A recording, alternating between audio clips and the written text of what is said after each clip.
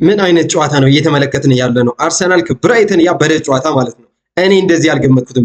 በጣም እጅግ ያበደ ጨዋታ ማለት ነው። ውድ ተመልካቾች በጣም የሚገርም ጨዋታ ነው። እስከ መጨረሻው እንድትከታተሉ ተጋብዛችኋለሁ ማለት ነው። ብዙ ነጥቦች ይነሳሉ። ከዛሬ ትሮሳርድ ምንድን ነው እንደዚህ በጣም እጅግ ሲበዛ ጥሩ እንቅስቃሴ እያደረገ ነው ትሮሳርድ የሚገኘው። አርሰናሎች አንድ ለባዶ ብራይተንን እየመሩ ይገኛሉ ማለት ነው። በማርቲን ኦዲጋርድ ጎል አማካኝነት ቡካዮ ሳካ የሰጠውን ጎል ነው ኦዲጋርድ ወደ ጎልነት መቀየር የቻለው። በጣም የምትገርም ግሩም የሆነች ጎል ነች። የሳካና የኦዲጋርድ ጥምረት የተሻሻለ ይመስላል። በዚህ ጨዋታ ላይ በደንብ ማንሳት ካለብን ማንሳት ያለብን ትሮሳርድ ነው። በጣም እጅግ ሲበዛ በጣም ጎበዝ ነው። በጣም የሚወስዳቸው ኳሶች የሚያቀብላቸው ኳሶች እጅግ ሲበዛ በጣም ጥሩ ናቸው።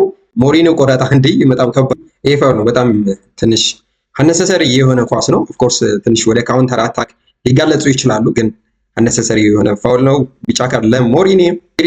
አርሰናል እንግዲህ ይህን ጨዋታ ማሸነፍ የሚችል ከሆነ እንግዲህ የአንደኝነትን ደረጃ የሚይዝ ይሆናል ማለት ነው። ማንቸስተር ሲቲ ዛሬ ቦርንማውዝን 2-1 ማሸነፉ ይታወቃል። ይህን ጨዋታ አርሰናል ማሸነፍ ግዴታ አለበት ማለት ነው፣ መሪነቱን አጠናክሮ ለመቀጠል እንዲሁም ደግሞ ዋንጫውን በደንብ ለመፎካከር ብሎም ለመብላት እያንዳንዷን ነጥብ ማሸነፍ አለበት ማለት ነው። ይህን ጨዋታም 1-0 እየመራ ነው የሚገኘው። ከመጨረሻው እናያለን። ሰብስክራይብ እንዲሁም ደግሞ ላይክ ማድረግ እንዳይረሳ። ይሄ በቃ ቀይ ካርድ መሆን አለበት።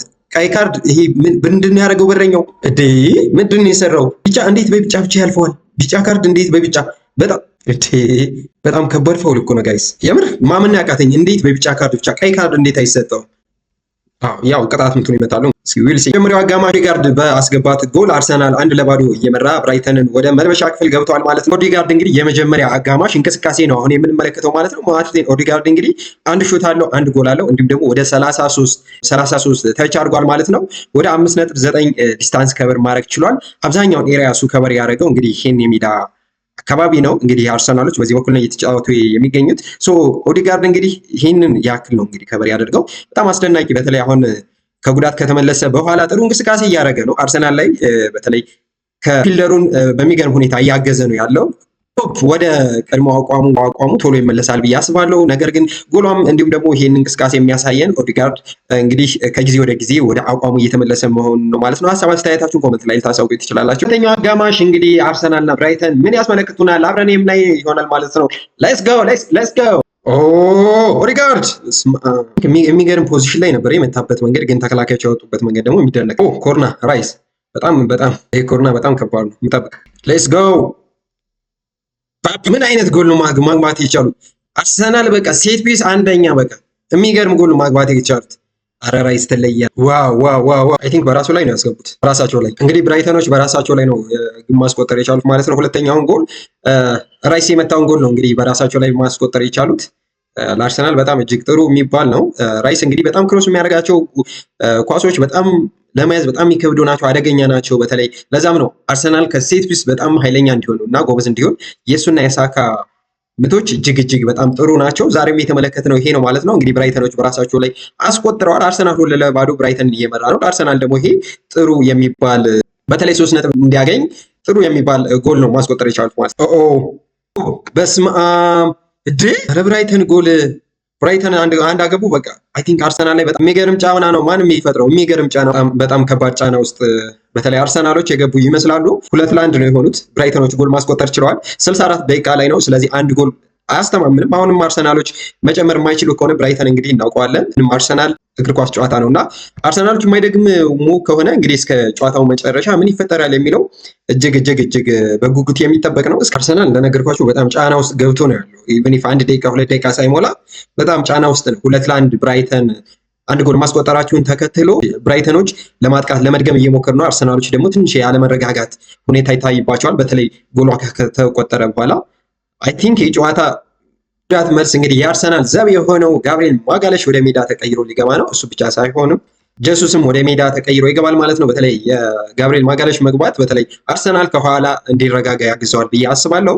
ሌላ ተጨማሪ ግብ እንዳይቆጠርበትም ደጀን ይሆነዋል ብዬ አስባለሁ። እንግዲህ የጋብሪኤል ማጋለሽ መግባት ማለት ነው። ግን አሁንም አርሰናል ጎል ካላስቆጠረ ለአርሰናል እጅግ ፈታኝ ጊዜ እንደሚኖር እሱን መተማመን ይችላለሁ። ነገር ግን አርሰናል የሚያስቆጥር ከሆነ አርሰናል ሙሉ በሙሉ ይህን ጨዋታ ማሸነፍ እድል ይኖረዋል ብዬ አስባለሁ። ካልሆነ ግን ብራይተኖች ሌላ ተጨማሪ ጎል ለማስቆጠር መፈለጋቸው አይቀርም።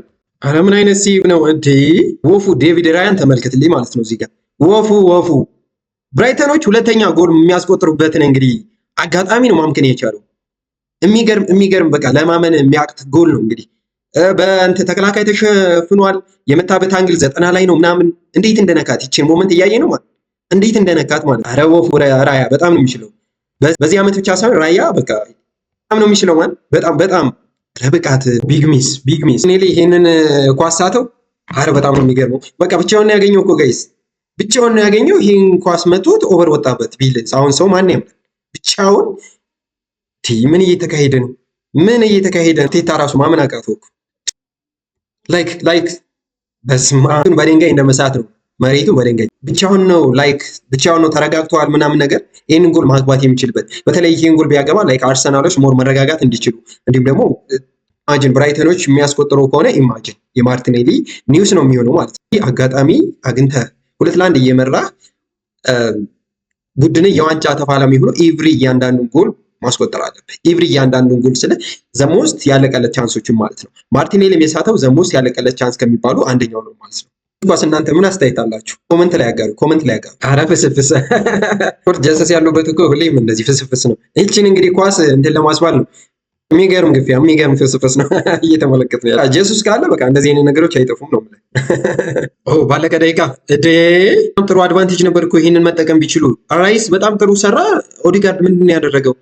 በጣም ጥሩ አድቫንቴጅ ነበር። ለማንኛውም 5 ደቂቃ ተጨምሮ እንግዲህ 3 ደቂቃ ነው የሚቀረው። ይሄንን አርሰናል ተከላክሎም ሆነ አጥቅቶ ይሄንን ነጥብ ይዞ መውጣት አለበት ብዬ አስባለሁ። ቢካዝ የዋንጫ ቲም የምንለው ነው እንግዲህ አርሰናል እና ማንቸስተር ሲቲ ነው እየተፎካከሩ የሚገኙት ማለት ነው። ነፍስ ግቢ ነፍስ ውጭ አይነት ጨዋታ ነው እንግዲህ ሳካ